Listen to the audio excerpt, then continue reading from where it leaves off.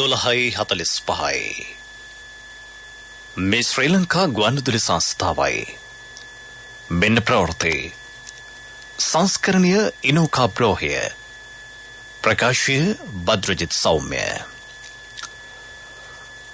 ආණ්ඩුක්‍රම ව්‍යවස්ථාවට අනුව රාජ්‍ය ජනතාවගේ ප්‍රජාතන්ත්‍රවාදී අයිතිවාසිකම් රැකදීමට ක්‍රියා කරන බව අගමැති පවසයි. මහාචාර්ය ජී.එල්. පීරිස් මහතා ඇතුළු 13 දෙනෙක් පාර්ලිමේන්තුවේ ස්වාධීන වෙති. ආර්ථික අර්බුදය ජය ගැනීම සඳහා අතුරු අයවැයෙන් කෙටිකාලීන සහ දිගුකාලීන විසඳුම්. ප්‍රධාන ගංගා ආශ්‍රිතව ගංගාතුරු අවදානමක් නැතැයි වාරිමාර්ග දෙපාර්තමේන්තුව කියයි. පළාත් රැසකට තද වැසි. මේ වසරේදී දිවයිනට විදේශීය සංචාරකයන් දසලක්ෂයක් ගෙන්වා ගැනීමට සැලසුම්. ජාතික ආහාර ප්‍රවර්ධන අධිකාරියේ අලෙවිසෙල් ජාලය පුළුල් කෙරේ. රුපියල් ලක්ෂ 15කට අධික වටිනාකමකින් යුත් හෙරොයින් සමග කුඩු බට්ටින් හොත් කුඩු රැජින හා තවත් පුද්ගලයෙකු අත්අඩංගුවට.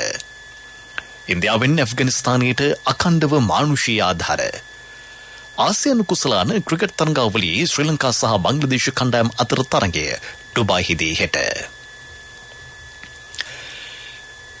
කොළඹ ඊයේ පැවති උද්ඝෝෂණයේදී අත්අඩංගුවට ගත් කිසිවෙකු ත්‍රස්තවාදයේ වැළැක්වීමේ පනත යටතේ අත්අඩංගුවට පත් කිරීමට ක්‍රියා නොකරන බව අගමැති දිනේෂ් ගුණවර්ධන මහතා පවසයි. ඔවුන්ට සාමාන්‍ය නීති යටතේ කටයුතු කෙරේ. රටේ මූලික අයිතිවාසිකම් වලට අනුව කිසිවෙකුටත් අවහිර නොවන ලෙස කටයුතු කළ යුතුය. මහජන උද්ඝෝෂණ මෙන්ම මහජන අවහිරතා පිළිබඳවද සැලකිල්ලට ගත යුතුයයි අගමැතිවරයා පාර්ලිමේන්තුවේදී පැවසීය. රට මුහුණ දී සිටින දැවැන්ත අර්බුදයේ කෙරෙහි අවධානය යොමු කළ යුතුය.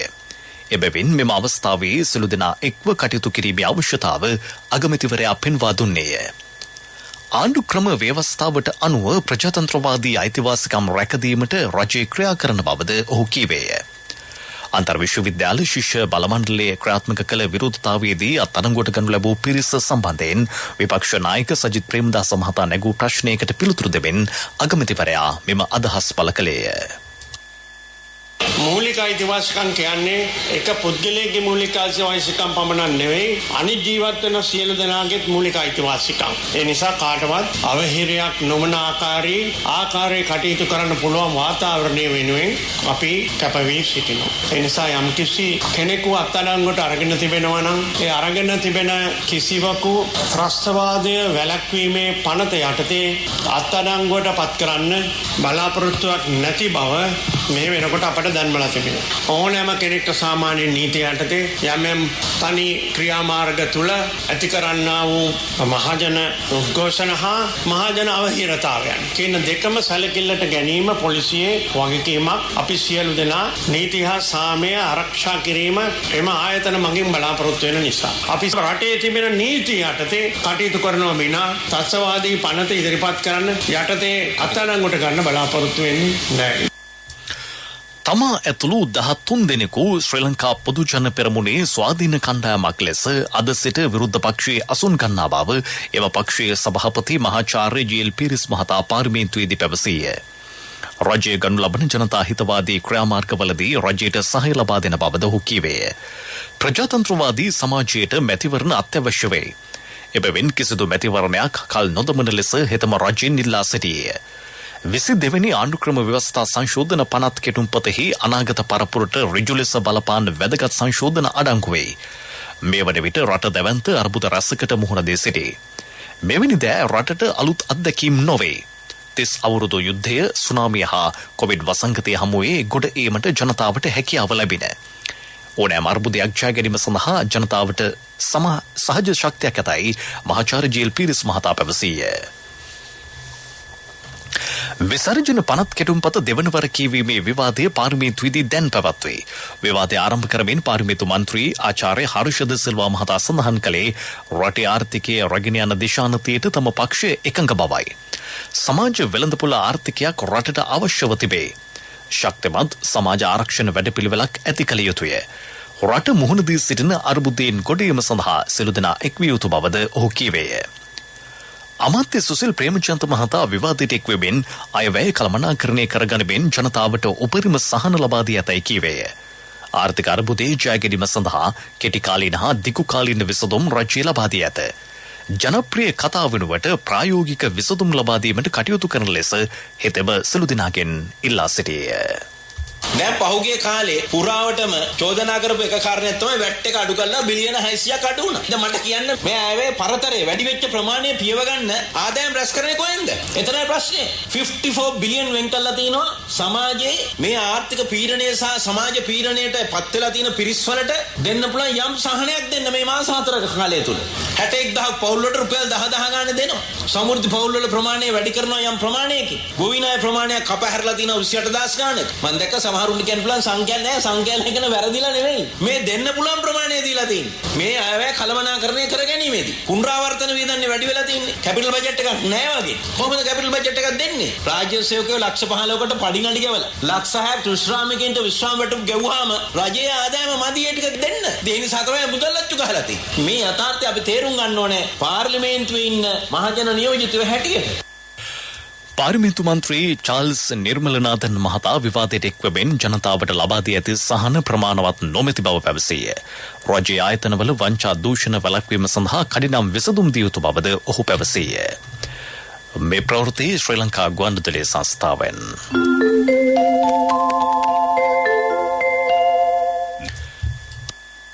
ජනාධිපතිතුමා ඊයේ ඉදිරිපත් කළ අතුරු අයවැය සම්ප්‍රදායික බවින් ඔබට ගොස් සිළු අංශ ආවරණ වර්දී කෙටි මධ්‍ය හා දිගු කාලීන සැලසුම් සහිතව ඉදිරිපත් කළ සාර්ථක අයවැයක් බව එක්සත් ජාතික පක්ෂයේ මහලේකම් පාලිත රංගී බණ්ඩාර මහතා පෙන්වා දෙයි.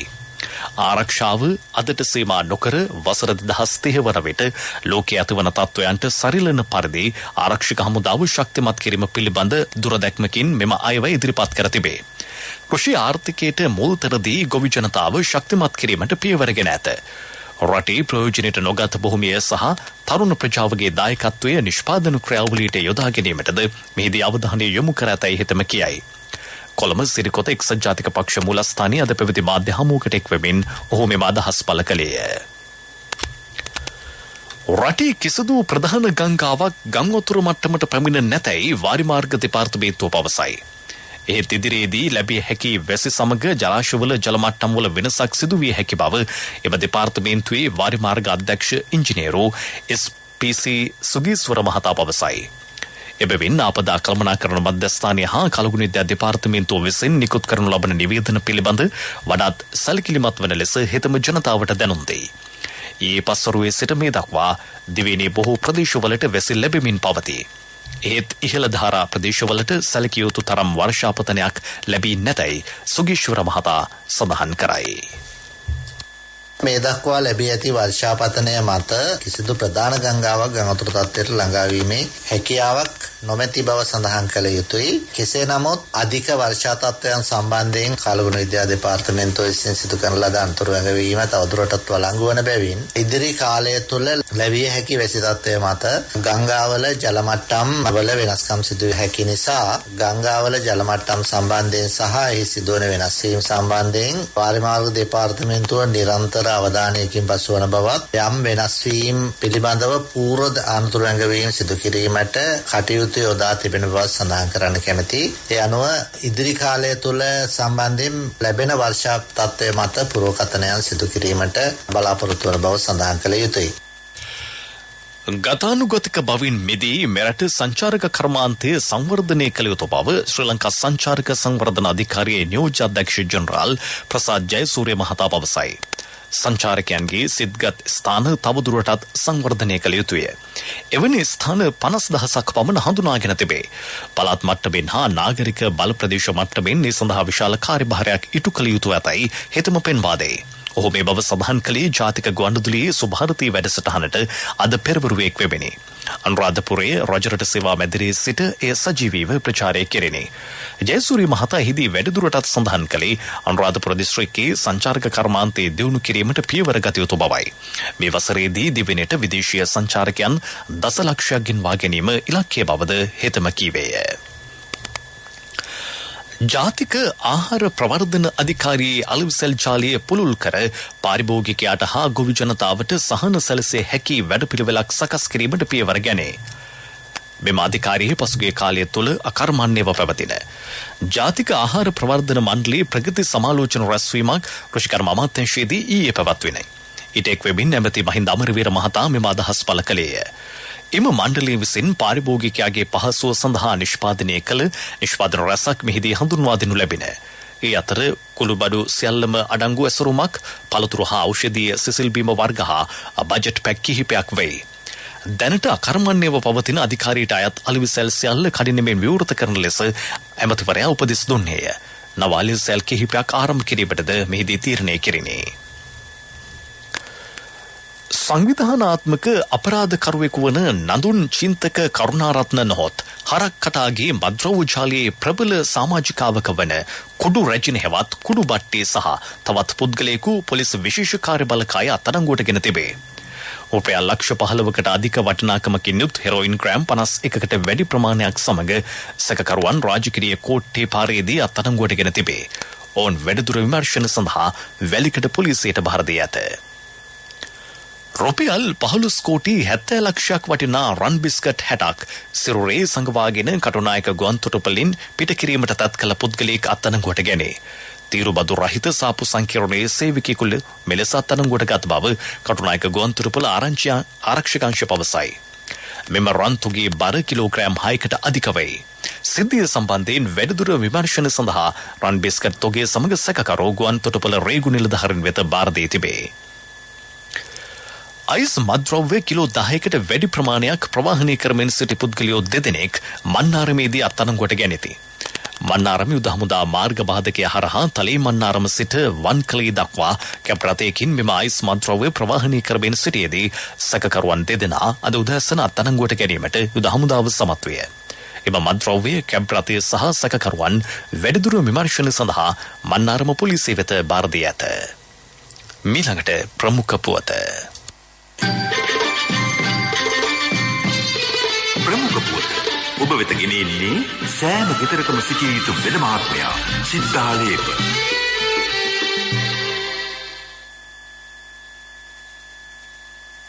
කොවිඩ් සහ ඩෙංගු වසංගතයේ මේ වන විට ළමයින් අතර සීග්‍රයෙන් පැතිර යමින් පවතී. එබැවින් දරුවන් ආරක්ෂා කරගන්නා ලෙස කොළඹ රිජ්වේ ආර්යා ළමා රෝහලේ අධ්‍යක්ෂ විශේෂඥ වෛද්‍ය ජී විජේසූරිය මහතා දෙවොම්පියන්ගෙන් ඉල්ලා සිටී. මෙම රෝගවලට ගොදුරු වී රෝහලට ඇතුළත් කළ දරුවන්ට නිසි පරිදි වෛද්‍ය ප්‍රතිකාර ලබා දීමට පියවරගෙන ඇත.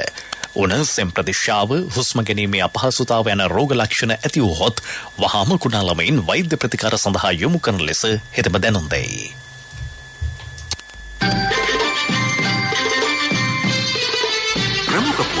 ඔබ වෙත ගෙන ආවේ සෑම ගෙදරකම සිටිය යුතු වෙදමාත්මයා සිද්ධාලේප. සත්‍ය හඬ අවධානය පිණිසයි ඔබ වෙත ගෙනෙන්නේ විවිධ සවියක් CIB ජනජය වාසනා ඇරඹුණා. ඔක්තෝබර් 31 දක්වා ඔබගේ විල්පතට වටිනා තෑගි. අදම CIB එන්න. තෙහගොඩ වැල්ලතොට හරහා මාලිම්බඩ ප්‍රධාන බස් මාර්ගය දැඩි ලෙස අබලන් වී ඇතැයි ප්‍රදේශවාසීහු පවසති. මාතෘ ජල සම්පාදන ව්‍යාපෘතියේ සංවර්ධන කටයුතු වෙනුවෙන් මෙම මාර්ගයේ තැනින් තැන වලවල් හරහා නල එලීමට කැටීම් කටයුතු සිදු කර ඇත. එම වැඩ කටයුතු දැනට අතරමඟ නතර කර තිබේ. මේ හේතුවෙන් මාර්ගයේ තවදුරටත් අබලන් වී ඇත. ඉදිරියේදී බස් රථ ධාවනය නතර කර දැමීමට සිදු වනු ඇතැයි රේදුරුව පවසති. දකුණු පළාත් මාර්ග සංවර්ධන අධිකාරියේ සභාපතිතුමනි, මේ ඔබේ අවධානයටයි. විවිධ සවියක් CIB ජනජය වාසනා ඇරඹුණා. ඔක්තෝබර් 31 දක්වා ඔබගේ විල්පතට වටිනා තෑගි. අදම CIB එන්න. විදෙස් පුවත්.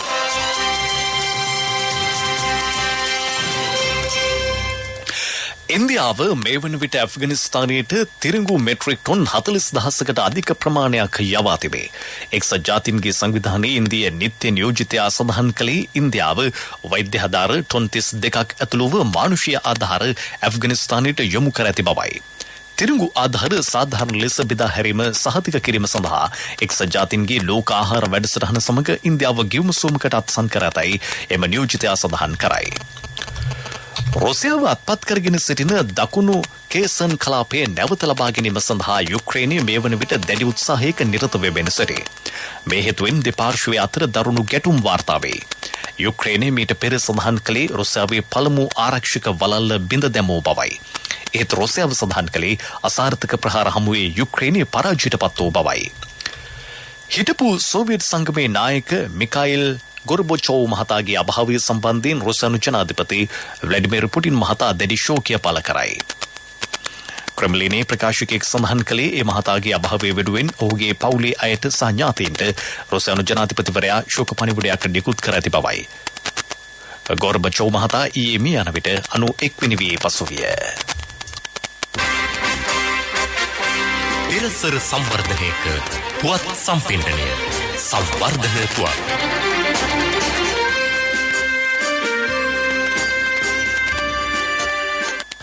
වැල්ලවාය ප්‍රදේශයේ පිහිටි දර්ශනීය දියැලක් වන ඇල්ලවල නැරඹීමට දෙස් විදෙස් සංචාරකයන්ට ඉඩ සලසා දීමට වැල්ලවාය ප්‍රාදේශීය සභාව පියවර ගනී. මෙම දියැල්ල නැරඹීමට පැමිණි සංචාරකයන් 13 දෙනෙකු දියේ ගිලීමේ යාම නිසා එම ස්ථානීය සංචාරකයන්ට తాවකාලිකව තහනම් කෙරිණි. මේ වන විට ඇල්ල වටා ආරක්ෂිත වැටක් ඉදිකර දිය නෑම අනතුරුදායක බව දැක්වෙන නාමපුරුද සවි කර තිබේ. රථගාල පවත්වාගෙන යාමට පෞද්ගලික ඉඩම් හිමියන්ට අවස්ථාව දී ඇත. මෙම ඇල්ල නැරඹීමට පැමිණෙන දේශීය සංචාරකයන්ගෙන් රුපියල් 30ක්ද විදේශීය සංචාරකයන්ගෙන් රුපියල් 250ක්ද අය කිරීමට ප්‍රාදේශීය සභාව තීරණය කර ඇත. ක්‍රීඩා පුවත් ඔබ වෙත ගෙන එන්නේ සම්පත් බැංකුව හෙට දින එළිය කරයි. SLT මොබිටෙල් 2021 බ්‍රැඩ්බිහි පලිහ සඳහා නිල සංනිවේදන සහකරු ලෙස එක්වේ. කොළඹ රාජකීය විද්‍යාලය සහ මහනුවර ත්‍රිත්ව විද්‍යාලය අතර පැවැත්වෙන වාර්ෂික බ්‍රැඩ්බි තරඟාවලියට වසර 76කට අධික ඉතිහාසයක් ඇත. මෙවර තරඟාවලියේ පළමු අදියර 20 වෙනිදා රාජකීය විද්‍යාලීය ක්‍රීඩා සංකීර්ණයේදී පැවැත්විණි. එහිදී ලකුණු 29කට බිඳුවක් ලෙස ත්‍රිත්ව විද්‍යාලයේ පරාජය කරමින් ජයග්‍රහණය අත්කර ගැනීමට රාජකීය විද්‍යාලය සමත් විය. මෙහි දෙවන අදියර ලබන සෙනසුරාදා පල්ලිකැලේ ක්‍රීඩාංගණයේදී පැවැත්වේ. ආසියානු කුසලාන ක්‍රිකට් තරඟාවලියේ ශ්‍රී ලංකාව සහ බංග්ලාදේශ කණ්ඩායම් අතර තරඟයේ ඩුබායිහිදී හෙට පැවැත්වේ. මෙම තරඟයේ ජය ගන්නා කණ්ඩායමට සුපරේ 4 දිනගේ වටේට සුසුකම් ලැබීමේ අවස්ථාව උදා වේ. ශ්‍රී ලංකාව සහ බංග්ලාදේශයේ අතර මේ දක්වා පන්දුවාර 20 තරඟ 12ක් පවත්වා තිබේ. ඉන් තරඟ 8ක් ජය ගැනීමට ශ්‍රී ලංකා කණ්ඩායමට හැකි විය. තරඟ 4ක් බංග්ලාදේශය ජයගෙන තිබේ. ව්‍යාපාරික පුවත් ඔබ වෙත ගෙන එන්නේ මේ අභියෝගාත්මක කාලයේ NSB වෙතින් අඩුම කාලෙන් වැඩිම පොලිය. ඔබේ කෙටි කාලින ඉතුරුම් තැන්පතෝට මාස 3න් 20%ක මාස 7න් 22%ක ආකර්ශනීය පොලියක්. ළඟම NSB ශාඛාවට හෝ ප්‍රධාන තැපැල් කාර්යාලයට අදම එන්න. 100%ක් රාජ්‍ය ආරක්ෂාව සහිත එකම බැංකුව NSB.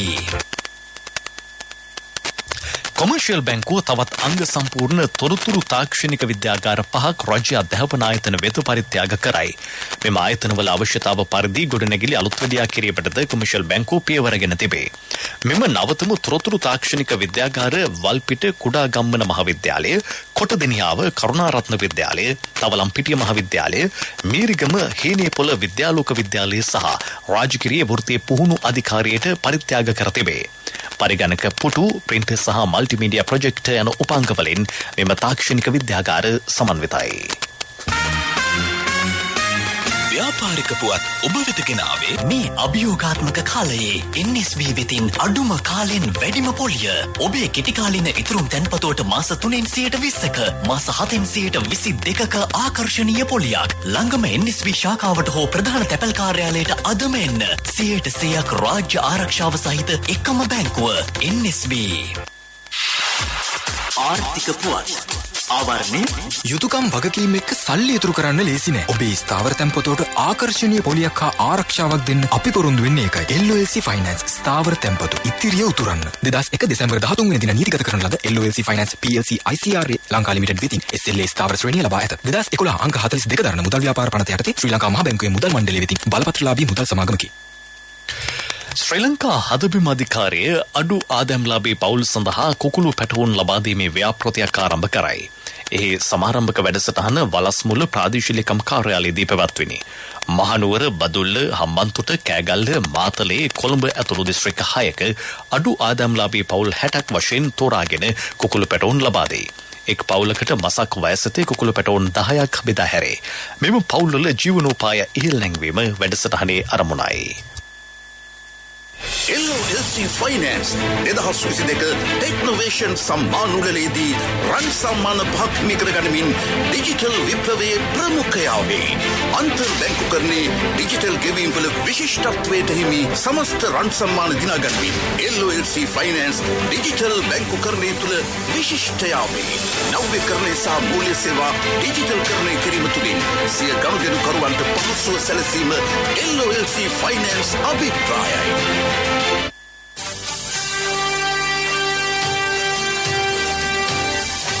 කාලගුණ වාර්තාව පහළ වායුගෝලීය කැළඹිලි සහගත තත්ත්වයක් ශ්‍රී ලංකාව ආසන්නයේ පවතී.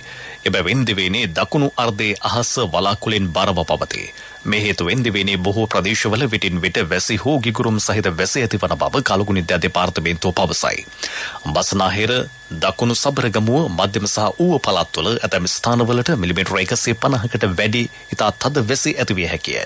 සෙසු ප්‍රදේශවල ඇතැම් ස්ථානවලට මිලිමීටර 100ක පමණ තද වැසි ඇතිවිය හැකිය. ප්‍රතිවසන් කිරීමට යලි සිරස්තල ආණ්ඩුක්‍රම ව්‍යවස්ථාවට අනුව රාජ්‍ය ජනතාවගේ ප්‍රජාතන්ත්‍රවාදී අයිතිවාසිකම් රැකදීමට ක්‍රියා කරන බව අගමැති පවසයි. මහාචාර්ය ජී.එල්. පීරිස් මහතා ඇතුළු 13 දෙනෙක් පාර්ලිමේන්තුවේ ස්වාධීන වෙති. ආර්ථික අර්බුදයේ ජය ගැනීම සඳහා අතුරු අයවැයෙන් කෙටිකාලීන සහ දිගුකාලීන වෙසඳුම්.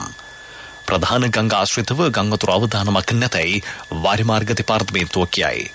පළාත් රැසකට තද වැසි. මේ වසරේදී දිවයිනට විදේශීය සංචාරකයන් දසලක්ෂයක් ගෙන්වා ගැනීමට සැලසුම්.